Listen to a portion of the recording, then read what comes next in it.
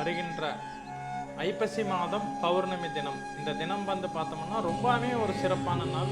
அன்னாபிஷேகம் எல்லா ஆலயங்களிலுமே, சிவாலயங்கள் அப்படின்னு சொல்லி எடுத்துட்டிங்கன்னா அந்த லிங்கத்துக்கு வந்து அன்னத்தால் அபிஷேகம் செய்து அந்த அலங்காரங்களை பார்த்து ரொம்பவே மகிழ்ச்சி அடைவாங்க மக்கள். இது ஒரு நிலை.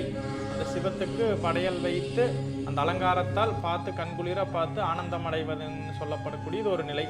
நீங்கள் இரண்டாம் நிலையாக எடுத்துட்டோம்னா ஆன்மீகத்தின் ஒரு தெளிவான ஒரு பார்வையில் நம்ம எடுத்துட்டோம்னா திருமூலர் ரொம்ப அழகாக சொல்லுவார், உள்ளம் பெருங்கோயில் ஊனுடம்பு ஆலயம் வள்ளல் பிரானாருக்கு வாயது கோபுர வாசல் தெல்ல தெளிவாருக்கே ஜீவன் சிவலிங்கம்.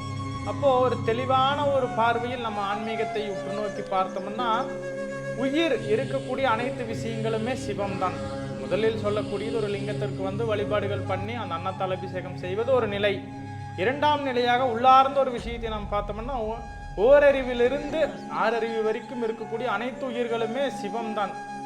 அப்போ நம்ம என்ன பண்ணணும் இந்த நன்னாளில் அப்படின்னு சொல்லி கேட்டோம்னா, யாராவது ஒருத்தருக்கு அந்த பசி அப்படின்னு சொல்லக்கூடிய பிணியோடு இருக்கிறவங்களுக்கு வந்து நம்ம உணவளித்து அவங்களுடைய அந்த பசி பிணியை போக்கி அவர்களுடைய முகத்தில் வரக்கூடிய ஆனந்தத்தை பார்த்து நம்ம மகிழ்ந்தோம்னா அந்த சிவபெருமானுக்கே நம்ம வந்து அன்னமளிச்சதுக்கு இணையான ஒரு செயலாக இது மாறும். இதுதான் ஒரு உத்தமமான ஒரு செயல். முதல் நிலை படிநிலை, முதல் படிநிலை பக்தி மார்க்கத்தில் சிறப்பான செயல். இரண்டாம் நிலையாக நீங்கள் உள்ளார்ந்த ஒரு அர்த்தத்தோடு பார்க்கும்போது யாராவது ஒரு உயிரினங்களுக்கு, யாராவது ஒரு உயிருக்கு வந்து நீங்கள் பசிப்பிணியை போக்கி அந்த ஆனந்தத்தை நீங்கள் மகிழ்விச்சிங்கன்னா இதுதான் ஒரு உன்னதமான சிவனுக்கு நீங்கள் செய்யக்கூடிய ஒரு விஷயம். இதே நீங்கள் செய்யும்போது உங்களுடைய வாழ்நாள் முழுவதும் அன்னம் சார்ந்து ஒரு பற்றாக்குறை உங்கள் வாழ்நாள் முழுவதுமே ஏற்படாது. வாழ்நாள் முழுவதும் கிடையாது, 7 ஜென்மங்களுக்கும் அன்னம் சார்ந்த பிரச்சனை ஏற்படாமல் அந்த இறை செயல் நம்மை தற்காத்து கொள்ளும்.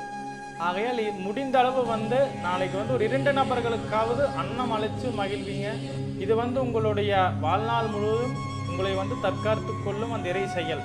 அருட்பெரும் ஜோதி, அருட்பெரும் ஜோதி, தனிப்பெரும் கருணை, அருட்பெரும் ஜோதி. எல்லா உயிர்களும் இன்புற்று வாழ்க, வள்ளல் மலரடி வாழ்க வாழ்க.